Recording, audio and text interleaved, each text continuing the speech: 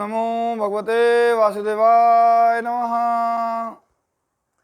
श्रीमद् भगवद गीता साधक संजीवनी अध्याय 11 श्लोक संख्या 41 एवं 42। अब आगे के दो श्लोकों में अर्जुन भगवान से प्रार्थना करते हुए क्षमा मांगते हैं।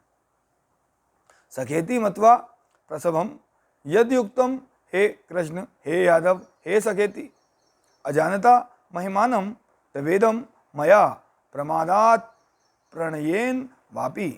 41वां श्लोक। यच्चावहा सार्थम सत्कृतो असि विहार शय्यासन भोजनेषु एको अथवा प्यच्युत तत् समक्षम तत् क्षाम्ये त्वया त्वाम महम प्रमेयम। 42वां श्लोक।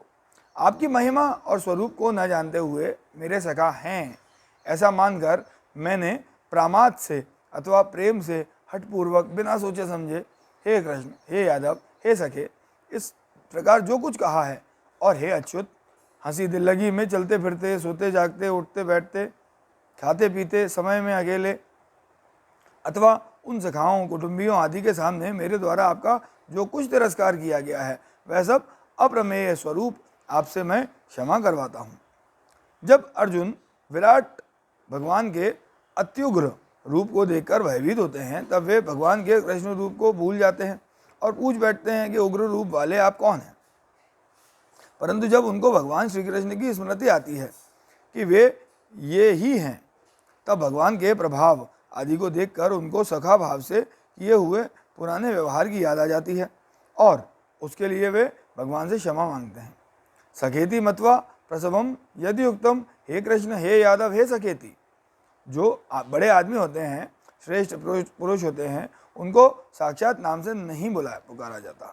उनके लिए जो आप महाराज आदि शब्दों का प्रयोग होता है।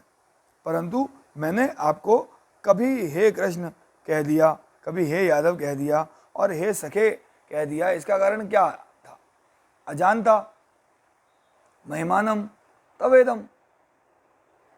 महिमानम इव तव इदम, इसमें आया इदम पद महिमानम का विशेषण नहीं है क्योंकि महिमानम पद पुल्लिंग में आया है और इदम पद नपुंसकलिंग में आया है।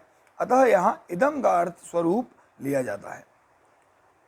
इस दृष्टि से महिमानम तब इदम का अर्थ हुआ आपकी महिमा और स्वरूप। तो अजानता महिमानम तवेदम, इसका कारण यह था कि मैंने आपकी ऐसी महिमा को और स्वरूप को जाना नहीं कि आप ऐसे विलक्षण हैं, आपके किसी एक अंश में अनंत कोटि ब्रह्मांड विराजमान है, ऐसा मैं पहले नहीं जानता था। आपके प्रभाव की तरफ मेरी दृष्टि ही नहीं गई। मैंने कभी सोचा ही समझा ही नहीं कि आप कौन हैं और कैसे हैं।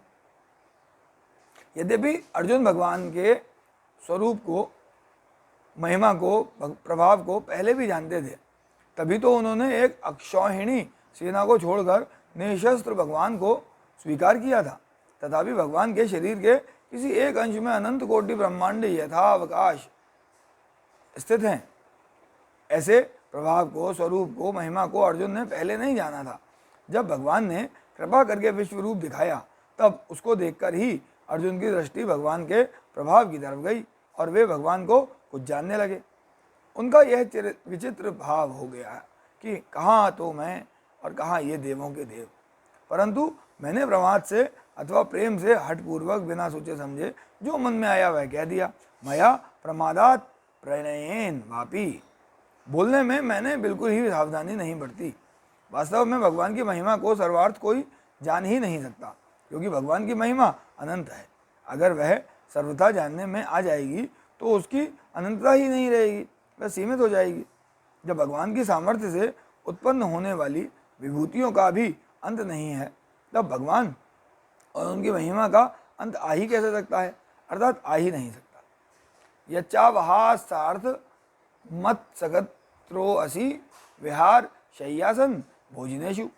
मैंने आपको बराबरी का साधारण मित्र समझकर हंसी दिल लगी करते हुए रास्ते में चलते फिरते समय, शैया पर सोते जागते समय, आसन पर बैठते उठते समय, भोजन करते समय जो कुछ अपमान के शब्द कहे, आपका असत्कार किया अथवा हे अच्युत, आप अकेले थे उस समय, या उन सखाओं, कुटुंबीजनों, सभ्य व्यक्तियों आदि के सामने मैंने आपका जो कुछ तिरस्कार किया है वह सब मैं आपसे क्षमा करवाता हूँ।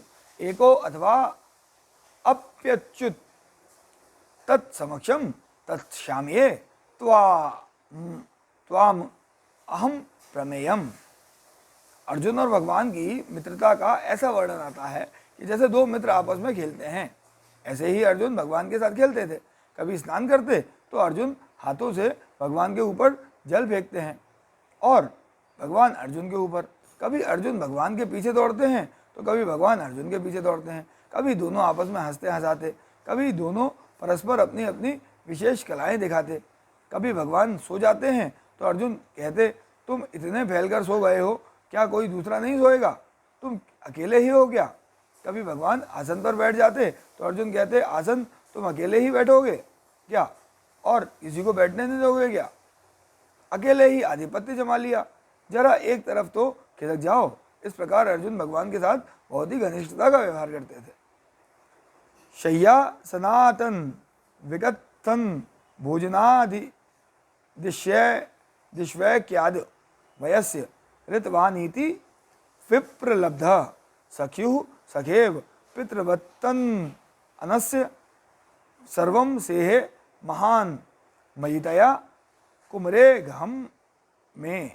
श्रीमद् भागवत गीता में लिखा है, अर्जुन कहते हैं, भगवान श्री कृष्ण के साथ सोने, बैठने, घूमने, बातचीत और भोजनादि करने में मेरा उनका ऐसा सहज भाव हो गया था कि मैं कभी कभी हे सके तुम बड़े सच बोलने वाले हो ऐसा कहकर आक्षेप भी करता था, परंतु वे महात्मा प्रभु अपने बड़प्पन के कारण मुझ कुबुद्धि के उन समस्त तिरस्कारों को ऐसे ही सहा करते थे जैसे सखा अपने सखा के या पिता अपने पुत्र के तिरस्कार को सहा करते हैं।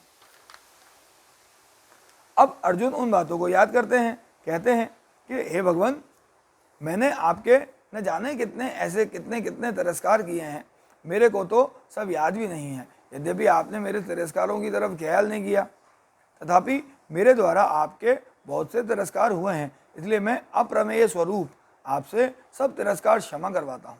भगवान को अप्रमेय कहने का तात्पर्य है कि दिव्य दृष्टि होने पर भी आप दिव्य दृष्टि के अंतर्गत नहीं आते हैं। ओम नमो भगवते वासुदेवाय नमः।